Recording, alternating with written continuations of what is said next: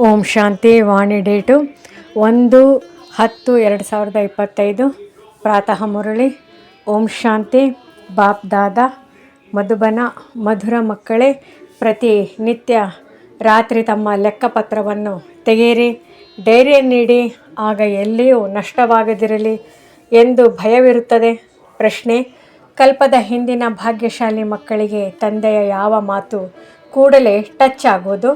ಉತ್ತರ: ತಂದೆಯು ಪ್ರತಿನಿತ್ಯವೂ ಮಕ್ಕಳಿಗೆ ನೆನಪಿನ ಯಾವ ಯುಕ್ತಿಗಳನ್ನು ತಿಳಿಸುತ್ತಾರೆಯೋ ಅವು ಭಾಗ್ಯಶಾಲಿ ಮಕ್ಕಳಿಗೆ ಟಚ್ ಆಗುತ್ತಿರುತ್ತದೆ. ಅವರು ಅದನ್ನು ಕೂಡಲೇ ಕಾರ್ಯದಲ್ಲಿ ತರುತ್ತಾರೆ. ತಂದೆಯು ಹೇಳುತ್ತಾರೆ, ಮಕ್ಕಳೇ, ಸ್ವಲ್ಪ ಸಮಯವಾದರೂ ಏಕಾಂತದಲ್ಲಿ ಉದ್ಯಾನವನದಲ್ಲಿ ಹೋಗಿ ಕುಳಿತುಕೊಳ್ಳಿ.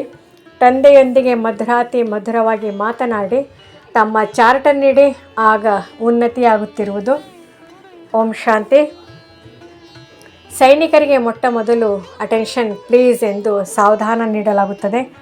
ತಂದೆಯು ಸಹ ಮಕ್ಕಳಿಗೆ ಹೇಳುತ್ತಾರೆ, ತಮ್ಮನ್ನು ಆತ್ಮ ನಿಶ್ಚಯ ಮಾಡಿಕೊಂಡು ತಂದೆಯನ್ನು ನೆನಪು ಮಾಡುತ್ತಾ ಇರುತ್ತೀರಾ? ಮಕ್ಕಳಿಗೆ ತಿಳಿಸಲಾಗಿದೆ, ತಂದೆಯು ಈ ಜ್ಞಾನವನ್ನು ಈ ಸಮಯದಲ್ಲಿಯೇ ಕೊಡುತ್ತಾರೆ. ತಂದೆಯೇ ಓದಿಸುತ್ತಾರೆ. ಮೂಲ ಮಾತೇನೆಂದರೆ, ಭಗವಂತ ಯಾರು ಓದಿಸುತ್ತಾರೆ? ಈ ಮಾತನ್ನು ಮೊದಲು ತಿಳಿದುಕೊಳ್ಳಬೇಕು ಹಾಗೂ ನಿಶ್ಚಯ ಮಾಡಿಕೊಳ್ಳಬೇಕಾಗಿದೆ. ಮತ್ತೆ ಅತೀಂದ್ರಿಯ ಸುಖದಲ್ಲಿಯೂ ಇರಬೇಕಾಗಿದೆ. ಆತ್ಮಕ್ಕೆ ಬಹಳ ಖುಷಿ ಇರಬೇಕು. ನಮಗೆ ಬೇಹದ್ದಿನ ತಂದೆಯು ಸಿಕ್ಕಿದ್ದಾರೆ. ತಂದೆಯು ಆಸ್ತಿಯನ್ನು ಕೊಡಲು ಒಂದೇ ಬಾರಿ ಬಂದು ಮಿಲನ ಮಾಡುತ್ತಾರೆ. ಯಾವ ಆಸ್ತಿ? ವಿಶ್ವದ ರಾಜ್ಯ ಭಾಗ್ಯದ ಆಸ್ತಿಯನ್ನು ಕೊಡುತ್ತಾರೆ. 5000 ವರ್ಷಗಳ ಹಿಂದಿನ ತರಹ. ಇದಂತೂ ಪಕ್ಕಾ ನಿಶ್ಚಯವಿದೆ. ತಂದೆಯು ಪುನಃ ಬಂದಿದ್ದಾರೆ. ಪುನಃ ಸಹಜ ರಾಜಯೋಗವನ್ನು ಕಲಿಸುತ್ತಾರೆ. ಕಲಿಸಿಕೊಡಲೇಬೇಕಾಗುತ್ತದೆ. ಮಕ್ಕಳಿಗೇನು ಕಲಿಸಿಕೊಡಲಾಗುವುದಿಲ್ಲ. ಮಕ್ಕಳು ತಾವೇ ಬಾಯಿಂದ ಅಮ್ಮ ಅಪ್ಪ ಎನ್ನುತ್ತಾ ಹೋಗುತ್ತಾರೆ. ಏಕೆಂದರೆ ಶಬ್ದಗಳನ್ನು ಅನ್ಯರಿಂದ ಕೇಳಿಸಿಕೊಳ್ಳುತ್ತಾರಲ್ಲವೇ. ಇವರು ಆತ್ಮಿಕ ತಂದೆಯಾಗಿದ್ದಾರೆ. ಆತ್ಮಕ್ಕೆ ಆಂತರಿಕ ಗುಪ್ತ ನಶೆ ಇರುತ್ತದೆ. ಆತ್ಮನೇ ಓದಬೇಕಾಗುತ್ತದೆ. ಪರಮಪಿತ ಪರಮಾತ್ಮನಂತೂ ಜ್ಞಾನಪೂರ್ಣನಾಗಿದ್ದಾರೆ. ಅವರನ್ನೇನು ಓದಿಲ್ಲ. ಅವರಲ್ಲಿ ಜ್ಞಾನವು ಇದ್ದೇ ಇದೆ. ಯಾವುದರ ಜ್ಞಾನ? ಇದು ಸಹ ನೀವಾತ್ಮಗಳಿಗೆ ತಿಳಿದಿದೆ. ತಂದೆಯಲ್ಲಿ ಇಡೀ ಸೃಷ್ಟಿಯ ಆದಿ ಮಧ್ಯ ಅಂತ್ಯದ ಜ್ಞಾನವಿದೆ.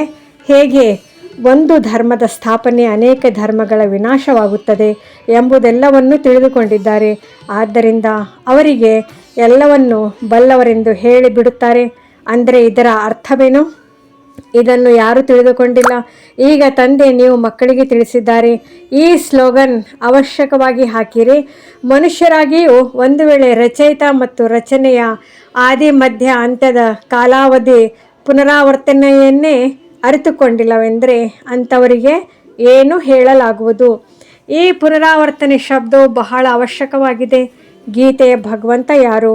ಈ ಚಿತ್ರವು ಬಹಳ ಸುಂದರವಾಗಿದೆ. ಇಡೀ ವಿಶ್ವದಲ್ಲಿ ಇದೇ ಎಲ್ಲದಕ್ಕಿಂತ ನಂಬರ್ 1 ತಪ್ಪಾಗಿದೆ. ಪರಮಪಿತ ಪರಮಾತ್ಮನನ್ನು ಅರಿತುಕೊಳ್ಳದ ಕಾರಣ ಎಲ್ಲರೂ ಭಗವಂತನ ರೂಪವೆಂದು ಹೇಳಿಬಿಡುತ್ತಾರೆ.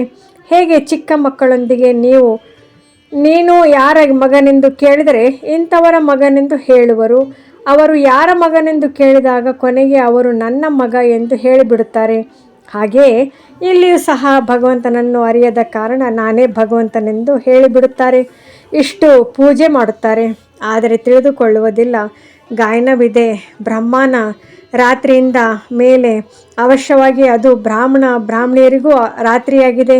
ಇವೆಲ್ಲವೂ ಧಾರಣೆ ಮಾಡಿಕೊಳ್ಳುವ ಮಾತುಗಳಾಗಿವೆ. ಯಾರು ಯೋಗದಲ್ಲಿರುವರೋ ಅವರಿಗೆ ಇದು ಧಾರಣೆಯಾಗುತ್ತದೆ.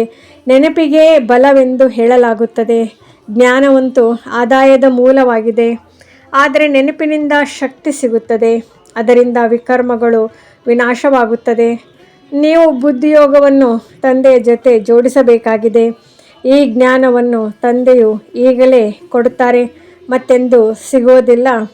ತಂದೆಯ ವಿನಃ ಮತ್ತಾರೂ ಕೊಡಲು ಸಾಧ್ಯವಿಲ್ಲ. ಉಳಿದೆಲ್ಲವೂ ಭಕ್ತಿ ಮಾರ್ಗದ ಶಾಸ್ತ್ರಗಳು ಹಾಗೂ ಕರ್ಮಕಾಂಡದ ಕ್ರಿಯೆಗಳಾಗಿವೆ. ಅದಕ್ಕೆ ಜ್ಞಾನವೆಂದು ಹೇಳುವುದಿಲ್ಲ. ಆತ್ಮಿಕ ಜ್ಞಾನ ಒಬ್ಬ ತಂದೆಯ ಬಳಿಯೇ ಇದೆ. ಅದನ್ನು ಅವರು ಬ್ರಾಹ್ಮಣರಿಗೆ ತಿಳಿಸುತ್ತಾರೆ. ಮತ್ತಾರ ಬಳಿಯೂ ಈ ಆತ್ಮಿಕ ಜ್ಞಾನವಿರುವುದಿಲ್ಲ. ಪ್ರಪಂಚದಲ್ಲಿ ಎಷ್ಟೊಂದು ಧರ್ಮಗಳು, ಮಠ, ಪಂಥಗಳಿವೆ, ಎಷ್ಟು ಮತಗಳಿವೆ. ನೀವು ಮಕ್ಕಳಿಗೆ ತಿಳಿಸುವುದರಲ್ಲಿ ಎಷ್ಟು ಪರಿಶ್ರಮವಾಗುತ್ತದೆ, ಎಷ್ಟೊಂದು ಬಿರುಗಾಳಿಗಳು ಬರುತ್ತವೆ. ಅಂಬಿಗನೇ ನಮ್ಮ ದೋಣಿಯನ್ನು ಪಾರು ಮಾಡು ಎಂದು ಹಾಡುತ್ತಾರೆ.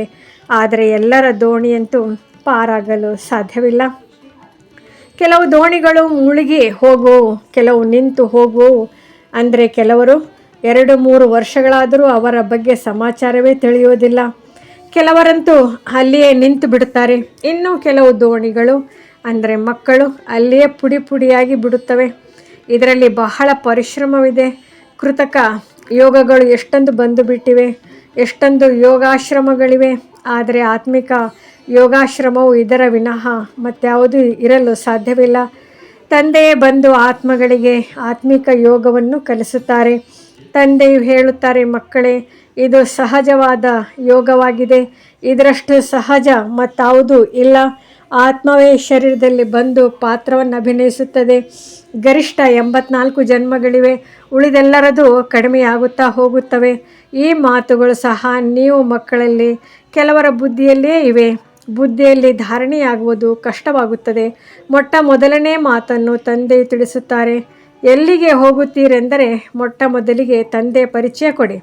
ತಂದೆಯ ಪರಿಚಯ ಹೇಗೆ ಕೊಡುವುದು ಎಂಬುದಕ್ಕೆ ಯುಕ್ತಿಯನ್ನು ರಚಿಸಬೇಕಾಗಿದೆ. ಯಾವಾಗ ಈ ನಿಶ್ಚಯವಾಗುವುದೋ ಆಗ ತಂದೆಯಂತೂ ಸತ್ಯವಾಗಿದ್ದಾರೆ, ಸತ್ಯ ಮಾತುಗಳನ್ನೇ ತಿಳಿಸುತ್ತಾರೆ ಎಂಬುದು ಅವರಿಗೆ ಅರ್ಥವಾಗುತ್ತದೆ. ಇದರಲ್ಲಿ ಸಂಶಯ ಬರಬಾರದು. ನೆನಪಿನಲ್ಲಿಯೇ ಪರಿಶ್ರಮವಿದೆ. ಇದರಲ್ಲಿ ಮಾಯು ವಿರೋಧ ಮಾಡುತ್ತದೆ, ಪದೇ ಪದೇ ನೆನಪನ್ನು ಮರೆಸುತ್ತದೆ. ಆದ್ದರಿಂದ ತಂದೆಯು ಹೇಳುತ್ತಾರೆ, ಮಕ್ಕಳೇ, ಚಾರ್ಟ್ ಬರೆಯಿರಿ. ಆಗ ಯಾರೆಷ್ಟು ನೆನಪು ಮಾಡುತ್ತಾರೆಂಬುದನ್ನು ತಂದೆಯು ನೋಡುವರು. ಕಾಲು ಭಾಗದಷ್ಟು ಮಕ್ಕಳು ಸಹ ಚಾರ್ಟ್ ಇಡುವುದಿಲ್ಲ. ನಾನಂತೂ ಇಡೀ ದಿನ ನೆನಪಿನಲ್ಲಿರುತ್ತೇನೆಂದು ಹೇಳುತ್ತಾರೆ. ಆದರೆ ತಂದೆಯು ಹೇಳುತ್ತಾರೆ, ಇದು ಬಹಳ ಪರಿಶ್ರಮವಿದೆ. ಬಂಧನದಲ್ಲಿ ಯಾರು ಬಹಳ ಪೆಟ್ಟನ್ನು ತಿನ್ನುತ್ತಿರುವರೋ ಅವರೇ ದಿನ ರಾತ್ರಿ ನೆನಪಿನಲ್ಲಿರುವರು. ಬಾಬಾ, ಯಾವಾಗ ಈ ಸಂಬಂಧಗಳಿಂದ ನಾವು ಮುಕ್ತರಾಗುತ್ತೇವೆ ಎಂದು. ಬಾಬಾ, ನಾವು ಬಂಧನದಿಂದ ಹೇಗೆ ಬಿಡುಗಡೆಯಾಗುವುದು ಎಂದು ಆತ್ಮವು ಕೂಗುತ್ತದೆ. ಒಂದು ವೇಳೆ ಯಾರಾದರೂ ಬಹಳ ನೆನಪಿನಲ್ಲಿರುವುದಾದರೆ ತಂದೆಗೆ ಚಾರ್ಟನ್ನು ಕಳುಹಿಸಿ ತಂದೆಯ ಆದೇಶ ಸಿಗುತ್ತದೆ. ಪ್ರತಿನಿತ್ಯ ರಾತ್ರಿ ತಮ್ಮ ಲೆಕ್ಕವನ್ನು ನೋಡಿಕೊಳ್ಳಿ, ಡೈರಿಯನ್ನಿಡುವುದರಿಂದ ಭಯವಿರುತ್ತದೆ. ಎಲ್ಲಿ ನಷ್ಟವಾಗುವುದೋ ತಂದೆಯು ನೋಡಿದರೆ ಏನು ಹೇಳುವರು? ಎಷ್ಟು ಪ್ರಿಯ ತಂದೆಯನ್ನು ಎಷ್ಟು ಸಮಯವಷ್ಟೇ ನೆನಪು ಮಾಡುತ್ತೀರಾ? ಲೌಕಿಕ ತಂದೆಯನ್ನು, ಸ್ತ್ರೀಯನ್ನು ನೀವು ನೆನಪು ಮಾಡುತ್ತೀರಿ, ನನ್ನನ್ನು ನೆನಪು ಮಾಡಲು ಆಗುವುದಿಲ್ಲವೇ? ಚಾರ್ಟನ್ನು ಬರೆದಾಗ ತನಗೆ ನಾಚಿಕೆಯಾಗುವುದು. ಈ ಸ್ಥಿತಿಯಲ್ಲಿ ನಾನು ಯಾವ ಪದವಿಯನ್ನು ಪಡೆಯಬಲ್ಲೆನು ಎಂದು ಅರ್ಥವಾಗುತ್ತದೆ. ಆದ್ದರಿಂದ ತಂದೆಯು ಚಾರ್ಟನ್ನಿಡುವುದರ ಮೇಲೆ ಒತ್ತು ಕೊಟ್ಟು ಹೇಳುತ್ತಾರೆ, ತಂದೆ ಮತ್ತು 84 ಜನ್ಮಗಳ ಚಕ್ರವನ್ನು ನೆನಪು ಮಾಡಿದರೆ ಚಕ್ರವರ್ತಿ ರಾಜರಾಗಿ ಬಿಡುವಿರಿ. ಅನ್ಯರನ್ನು ತಮ್ಮ ಸಮಾನ ಮಾಡಿಕೊಂಡಾಗಲೇ ಪ್ರಜೆಗಳ ಮೇಲೆ ರಾಜ್ಯ ಮಾಡುವಿರಿ. ಇದು ನರನಿಂದ ನಾರಾಯಣನಾಗುವ ರಾಜಯೋಗವಾಗಿದೆ. ಗುರಿ ಧ್ಯೇಯವೇ ಇದಾಗಿದೆ. ಹೇಗೆ ಆತ್ಮನನ್ನು ಸ್ಥೂಲ ಕಣ್ಣುಗಳಿಂದ ನೋಡಲಾಗುವುದಿಲ್ಲ, ಅರಿತುಕೊಳ್ಳಲಾಗುತ್ತದೆ. ಇವರಲ್ಲಿ ಆತ್ಮವಿದೆ ಎಂಬುದನ್ನು ಸಹ ತಿಳಿದುಕೊಳ್ಳಲಾಗುತ್ತದೆ. ಈ ಲಕ್ಷ್ಮೀನಾರಾಯಣರ ರಾಜಧಾನಿಯು ಅವಶ್ಯವಾಗಿ ಇರುವುದು. ಇವರು ಎಲ್ಲರಿಗಿಂತ ಹೆಚ್ಚು ಪರಿಶ್ರಮ ಪಟ್ಟಿದ್ದಾರೆ. ಆದ್ದರಿಂದಲೇ ಸ್ಕಾಲರ್ಶಿಪ್ ಪಡೆದುಕೊಂಡಿದ್ದಾರೆ. ಅವಶ್ಯವಾಗಿ ಇವರಿಗೆ ಬಹಳ ಪ್ರಜೆಗಳಿರುವರು. ಶ್ರೇಷ್ಠಾತಿ ಶ್ರೇಷ್ಠ ಪದವಿಯನ್ನು ಪಡೆದಿದ್ದಾರೆ. ಅವಶ್ಯವಾಗಿ ಬಹಳ ಯೋಗ ಮಾಡಿದ್ದಾರೆ. ಆದುದರಿಂದಲೇ ಪಾಸ್ ವಿತ್ ಆನರ್ ಆದರೂ ಈ ಕಾರಣವನ್ನು ತೆಗೆಯಬೇಕು. ನಮಗೆ ಯೋಗವು ಏಕೆ ಹಿಡಿಸುತ್ತಿಲ್ಲ? ಉದ್ಯೋಗ ವ್ಯವಹಾರ ಜಂಜಾಟದಲ್ಲಿ ಬುದ್ಧಿಯು ಬಹಳ ಸಿಲುಕುತ್ತದೆ. ಆದ್ದರಿಂದ ಸಮಯವನ್ನು ತೆಗೆದು ಇದರ ಕಡೆ ಹೆಚ್ಚು ಗಮನ ಕೊಡಬೇಕಾಗಿದೆ. ಸ್ವಲ್ಪ ಸಮಯವಾದರೂ ತೆಗೆದು ಉದ್ಯಾನವನದಲ್ಲಿ ಏಕಾಂತದಲ್ಲಿ ಕುಳಿತುಕೊಳ್ಳಿ. ಸ್ತ್ರೀಯರಂತೂ ಹೋಗಲು ಸಾಧ್ಯವಾಗುವುದಿಲ್ಲ. ಅವರು ಮನೆ ಸಂಭಾಲನೆ ಮಾಡಬೇಕಾಗುತ್ತದೆ. ಪುರುಷರಿಗೆ ಇದು ಸಹಜವಾಗಿದೆ. ಕಲ್ಪದ ಹಿಂದಿನವರು ಯಾರು ಭಾಗ್ಯಶಾಲಿಗಳಾಗಿರುವರೋ ಅವರಿಗೆ ಇದು ಪ್ರೇರಣೆಯಾಗುವುದು. ವಿದ್ಯೆಯು ಬಹಳ ಚೆನ್ನಾಗಿದೆ, ಆದರೆ ಪ್ರತಿಯೊಬ್ಬರ ಬುದ್ಧಿಯು ಬೇರೆ ಬೇರೆಯಾಗಿರುತ್ತದೆ. ಆದರೆ ಹೇಗಾದರೂ ಮಾಡಿ ತಂದೆಯಿಂದ ಆಸ್ತಿಯನ್ನು ಪಡೆಯಬೇಕಾಗಿದೆ. ತಂದೆಯು ಎಲ್ಲ ಸಲಹೆಗಳನ್ನು ಕೊಡುತ್ತಾರೆ. ಆದರೆ ಮಕ್ಕಳೇ ಮಾಡಬೇಕಲ್ಲವೇ? ತಂದೆಯು ಸಾಮಾನ್ಯವಾಗಿ ಆದೇಶ ನೀಡುತ್ತಾರೆ. ಒಬ್ಬೊಬ್ಬರೂ ವ್ಯಕ್ತಿಗತವಾಗಿ ಬಂದು ಕೇಳಿದರೂ ಸಹ ತಂದೆಯು ಸಲಹೆ ಕೊಡುತ್ತಾರೆ. ತೀರ್ಥಯಾತ್ರೆಗಳಲ್ಲಿ ದೊಡ್ಡ ದೊಡ್ಡ ಪರ್ವತಗಳ ಮೇಲೆ ಹೋದಾಗ ಮಾರ್ಗದರ್ಶಕರು ಸಾವಧಾನ ನೀಡುತ್ತಿರುತ್ತಾರೆ. ಬಹಳ ಪರಿಶ್ರಮದಿಂದ ಹೋಗುತ್ತಾರೆ. ನೀವು ಮಕ್ಕಳಿಗಂತೂ ತಂದೆಯು ಬಹಳ ಸಹಜ ಯುಕ್ತಿಗಳನ್ನು ತಿಳಿಸುತ್ತಾರೆ. ಇಲ್ಲಿ ತಂದೆಯನ್ನು ನೆನಪು ಮಾಡಬೇಕು. ಶರೀರದ ಅಭಿಮಾನವನ್ನು ಕಳೆಯಬೇಕಾಗಿದೆ. ನನ್ನನ್ನು ನೆನಪು ಮಾಡಿ ಎಂದು ತಂದೆಯು ತಿಳಿಸುತ್ತಾರೆ. ತಂದೆಯು ಬಂದು ಜ್ಞಾನವನ್ನು ಕೊಟ್ಟು ಹೊರಟು ಹೋಗುತ್ತಾರೆ. ಆತ್ಮದಂತಹ ತೀಕ್ಷ್ಣ ರಾಕೆಟ್ ಮತ್ತಾವುದೂ ಇರಲು ಸಾಧ್ಯವಿಲ್ಲ. ಆ ವಿಜ್ಞಾನಿಗಳಂತೂ ಚಂದ್ರ ಗ್ರಹದವರೆಗೆ ಹೋಗುವುದರಲ್ಲಿ ಎಷ್ಟೊಂದು ಸಮಯವನ್ನು ವ್ಯರ್ಥ ಮಾಡುತ್ತಾರೆ. ಇದು ಸಹ ಡ್ರಾಮಾದಲ್ಲಿ ನಿಗದಿಯಾಗಿದೆ. ಈ ವಿಜ್ಞಾನದ ಕಲೆಯು ಸಹ ವಿನಾಶದ ಸಮಯದಲ್ಲಿ ಸಹಯೋಗ ನೀಡುತ್ತದೆ. ಅದು ಸೈನ್ಸ್, ನಿಮ್ಮದು ಸೈಲೆನ್ಸ್ ಆಗಿದೆ. ತನ್ನನ್ನು ಆತ್ಮನೆಂದು ತಿಳಿದು ತಂದೆಯನ್ನು ನೆನಪು ಮಾಡುವುದು ಡೆಡ್ ಸೈಲೆನ್ಸ್ ಆಗಿದೆ. ನಾನು ಆತ್ಮ, ಈ ಶರೀರದಿಂದ ಭಿನ್ನವಾಗಿದ್ದೇನೆ. ಈ ಶರೀರವು ಹಳೆಯ ಪಾದರಕ್ಷೆಯಾಗಿದೆ. ಸರ್ಪ ಹಾಗೂ ಆಮೆಯ ಉದಾಹರಣೆಯೂ ಸಹ ನಿಮಗಾಗಿಯೇ ಇದೆ. ಕೀಟಗಳಂತಹ ಮನುಷ್ಯರಿಗೆ ನೀವೇ ಜ್ಞಾನದ ಭೂಭೂ ಮಾಡಿ ಮನುಷ್ಯರಿಂದ ದೇವತೆಗಳನ್ನಾಗಿ ಮಾಡುತ್ತೀರಿ. ವಿಷಯ ಸಾಗರದಿಂದ ಕ್ಷೀರ ಸಾಗರದೆಡೆಗೆ ಕರೆದುಕೊಂಡು ಹೋಗುವುದು ನಿಮ್ಮ ಕರ್ತವ್ಯವಾಗಿದೆ. ಸನ್ಯಾಸಿಗಳು ಈ ಯಜ್ಞ ತಪ ಇತ್ಯಾದಿಗಳನ್ನೇನನ್ನೂ ಮಾಡುವಂತಿಲ್ಲ. ಭಕ್ತಿ ಮತ್ತು ಜ್ಞಾನವಿರುವುದೇ ಗೃಹಸ್ಥಿಗಳಿಗಾಗಿ. ಸನ್ಯಾಸಿಗಳಂತೂ ಸತ್ಯುಗದಲ್ಲಿ ಬರುವುದೇ ಇಲ್ಲವೆಂದ ಮೇಲೆ ಈ ಮಾತುಗಳು ಅವರಿಗೇನು ಗೊತ್ತು? ಈ ನಿವೃತ್ತಿ ಮಾರ್ಗದವರದು ಸಹ ಡ್ರಾಮಾದಲ್ಲಿ ನಿಗದಿಯಾಗಿದೆ. ಯಾರು ಪೂರ್ಣ 84 ಜನ್ಮಗಳನ್ನು ತೆಗೆದುಕೊಂಡಿದ್ದಾರೆಯೋ ಅವರೇ ಡ್ರಾಮಾನುಸಾರ ಬರತೊಡಗುತ್ತಾರೆ. ಇದರಲ್ಲಿಯೂ ನಂಬರ್ವಾರ್ ಉಳಿಯುತ್ತಾರೆ. ಮಾಯೆಯು ಬಹಳ ಪ್ರಬಲವಾಗಿದೆ. ದೃಷ್ಟಿಯು ವಿಕಾರಿಯಾಗಿದೆ.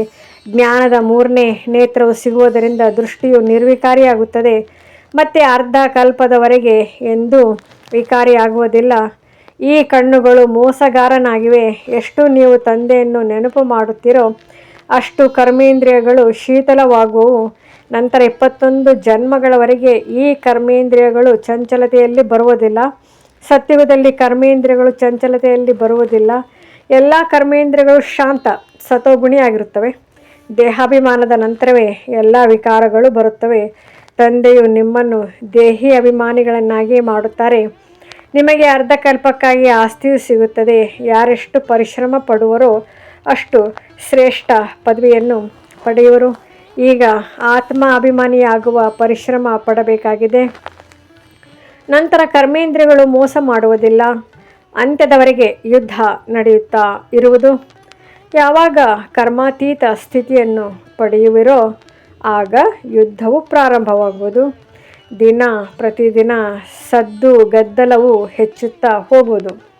ಮೃತ್ಯುವಿಗೆ ಹೆದರುವರು. ತಂದೆಯು ಹೇಳುತ್ತಾರೆ, ಈ ಜ್ಞಾನವು ಎಲ್ಲರಿಗಾಗಿ ಇದೆ. ಕೇವಲ ತಂದೆಯ ಪರಿಚಯ ಕೊಡಬೇಕಾಗಿದೆ. ನಾವೆಲ್ಲ ಆತ್ಮಗಳು, ಸಹೋದರರಾಗಿದ್ದೇವೆ. ಎಲ್ಲರೂ ಒಬ್ಬ ತಂದೆಯನ್ನು ನೆನಪು ಮಾಡುತ್ತಾರೆ. ಗಾಡ್ ಫಾದರ್ ಎಂದು ಹೇಳುತ್ತಾರೆ.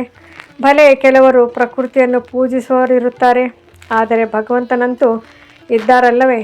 ಅವರನ್ನು ಜೀವನ್ಮುಕ್ತಿಗಾಗಿ ನೆನಪು ಮಾಡುತ್ತಾರೆ. ಮೋಕ್ಷವಂತೂ ಇಲ್ಲ. ವಿಶ್ವದ ಇತಿಹಾಸ ಭೂಗೋಳವು ಪುನರಾವರ್ತನೆಯಾಗಬೇಕಾಗಿದೆ. ಬುದ್ಧಿಯು ಸಹ ಹೇಳುತ್ತದೆ, ಯಾವಾಗ ಸತ್ಯುಗವಿತ್ತೋ ಆಗ ಭಾರತವು ಒಂದೇ ಇತ್ತು. ಮನುಷ್ಯರು ಏನನ್ನೂ ತಿಳಿದುಕೊಂಡಿಲ್ಲ. ಈ ಲಕ್ಷ್ಮೀ ನಾರಾಯಣರ ರಾಜ್ಯವಿತ್ತಲ್ಲವೇ? ಲಕ್ಷಾಂತರ ವರ್ಷಗಳ ಮಾತಿರಲು ಸಾಧ್ಯವಿಲ್ಲ. ಲಕ್ಷಾಂತರ ವರ್ಷಗಳಿರುವುದಾದರೆ ಇನ್ನೆಷ್ಟು ಜನಸಂಖ್ಯೆ ಆಗಬಹುದು? ಆದ್ದರಿಂದ ತಂದೆಯು ಹೇಳುತ್ತಾರೆ, ಈಗ ಕಲಿಯುಗವು ಮುಕ್ತಾಯವಾಗಿ ಸತ್ಯುಗದ ಸ್ಥಾಪನೆಯಾಗುತ್ತಿದೆ. ಕಲಿಯುಗವು ಇನ್ನೂ ಮಗುವಾಗಿದೆ. ಇನ್ನೂ ಬಹಳಷ್ಟು ಸಾವಿರ ವರ್ಷಗಳ ಆಯುಸ್ಸು ಇದೆ ಎಂದು ಅವರು ತಿಳಿದುಕೊಳ್ಳುತ್ತಾರೆ. ಆದರೆ ನೀವು ಮಕ್ಕಳಿಗೆ ತಿಳಿದಿದೆ, ಈ ಕಲ್ಪವೇ 5000 ವರ್ಷಗಳದ್ದಾಗಿದೆ. ಭಾರತದಲ್ಲಿಯೇ ಇದು ಸ್ಥಾಪನೆಯಾಗುತ್ತಿದೆ. ಭಾರತವೇ ಈಗ ಸ್ವರ್ಗವಾಗುತ್ತಿದೆ. ನಾವೀಗ ಶ್ರೀಮತದಂತೆ ಈ ರಾಜ್ಯವನ್ನು ಸ್ಥಾಪನೆ ಮಾಡುತ್ತಿದ್ದೇವೆ. ತಂದೆಯು ತಿಳಿಸುತ್ತಾರೆ, ಮಕ್ಕಳೇ, ನನ್ನನ್ನೊಬ್ಬನನ್ನೇ ನೆನಪು ಮಾಡಿ. ಮೊಟ್ಟ ಮೊದಲ ಶಬ್ದವೇ ಇದನ್ನು ತಿಳಿಸಿ. ಎಲ್ಲಿಯವರೆಗೆ ತಂದೆಯ ಪ್ರತಿ ನಿಶ್ಚಯವಾಗುವುದಿಲ್ಲವೋ ಅಲ್ಲಿಯವರೆಗೆ ಪ್ರಶ್ನೆ ಮಾಡುತ್ತಲೇ ಇರುತ್ತಾರೆ. ಮತ್ತಾವುದೇ ಮಾತಿನ ಉತ್ತರ ಸಿಗಲಿಲ್ಲವೆಂದರೆ ಇವರಿಗೆ ಏನೂ ಗೊತ್ತಿಲ್ಲ. ಆದರೆ ನಮಗೆ ಭಗವಂತನೇ ಓದಿಸುವರೆಂದು ಹೇಳುತ್ತಾರೆ. ಎಂದು ತಿಳಿದುಕೊಳ್ಳುತ್ತಾರೆ.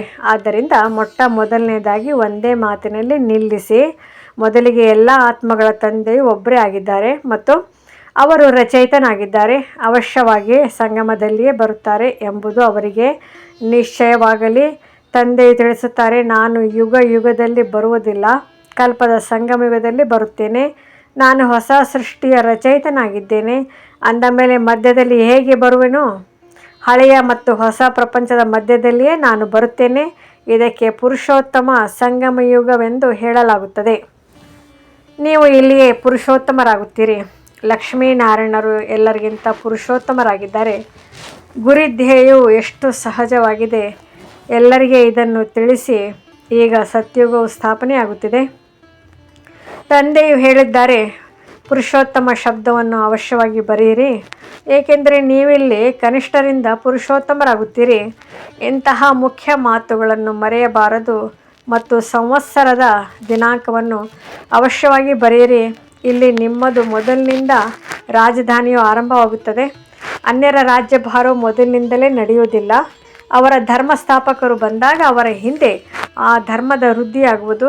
ಅಂದರೆ ಕೋಟ್ಯಾಂತರ ಅಂದಾಜಿನಲ್ಲಿ ಆ ಧರ್ಮದವರ ವೃದ್ಧಿಯಾದಾಗ ರಾಜ್ಯಭಾರವು ನಡೆಯುವುದು. ಆದರೆ ನಿಮ್ಮದು ಸತ್ಯುಗದಲ್ಲಿ ಆರಂಭದಿಂದಲೇ ರಾಜ್ಯಭಾರ ನಡೆಯುವುದು. ಸತ್ಯುಗದಲ್ಲಿ ಇಷ್ಟು ರಾಜಧಾನಿಯು ಎಲ್ಲಿಂದ ಬಂದಿತು ಎಂದು ಯಾರ ಬುದ್ಧಿಯಲ್ಲಿಯೂ ಬರುವುದಿಲ್ಲ. ಕಲಿಯುಗದ ಅಂತಿಮದಲ್ಲಿ ಇಷ್ಟೊಂದು ಧರ್ಮಗಳಿವೆ, ಮತ್ತು ಸತ್ಯುಗದಲ್ಲಿ ಒಂದು ಧರ್ಮ, ಒಂದು ರಾಜ್ಯ ಹೇಗಾಯಿತು? ಎಷ್ಟೊಂದು ವಜ್ರ ರತ್ನಗಳ ಮಹಲುಗಳಿರುತ್ತವೆ. ಭಾರತವು ಈ ರೀತಿ ಇತ್ತು, ಅದಕ್ಕೆ ಸ್ವರ್ಗವೆಂದು ಹೇಳುತ್ತಿದ್ದರು. ಇದು 5,000 ವರ್ಷಗಳ ಮಾತಾಗಿದೆ. ಲಕ್ಷಾಂತರ ವರ್ಷಗಳ ಲೆಕ್ಕವೆಲ್ಲಿಂದ ಬಂದಿತು? ಮನುಷ್ಯರು ಎಷ್ಟೊಂದು ಗೊಂದಲಕ್ಕೊಳಗಾಗಿದ್ದಾರೆ. ಈಗ ಅವರಿಗೆ ತಿಳಿಸುವವರು ಯಾರು? ನಾವು ಅಸುರಿ ರಾಜ್ಯದಲ್ಲಿದ್ದೇವೆ ಎಂಬುದು ಅವರಿಗೆ ಅರ್ಥವಾಗುತ್ತದೆಯೇ? ದೇವಿ ದೇವತೆಗಳ ಮಹಿಮೆಯಾಗಿದೆ. ಸರ್ವಗುಣ ಸಂಪನ್ನರು. ಇವರಲ್ಲಿ ಪಂಚವಿಕಾರಗಳಿರುವುದಿಲ್ಲ, ಏಕೆಂದರೆ ದೇಹಿ ಅಭಿಮಾನಿಯಾಗಿದ್ದಾರೆ. ಅಂದಾಗ ತಂದೆಯು ತಿಳಿಸುತ್ತಾರೆ, ಮುಖ್ಯ ಮಾತು ನೆನಪಿನದಾಗಿದೆ. 84 ಜನ್ಮಗಳನ್ನು ತೆಗೆದುಕೊಳ್ಳುತ್ತಾ ನೀವು ಪತಿತರಾಗಿದ್ದಿರಿ. ಈಗ ಮತ್ತೆ ಪವಿತ್ರರಾಗಬೇಕಾಗಿದೆ. ಇದು ಡ್ರಾಮಾದ ಚಕ್ರವಾಗಿದೆ. ಒಳ್ಳೆಯದು.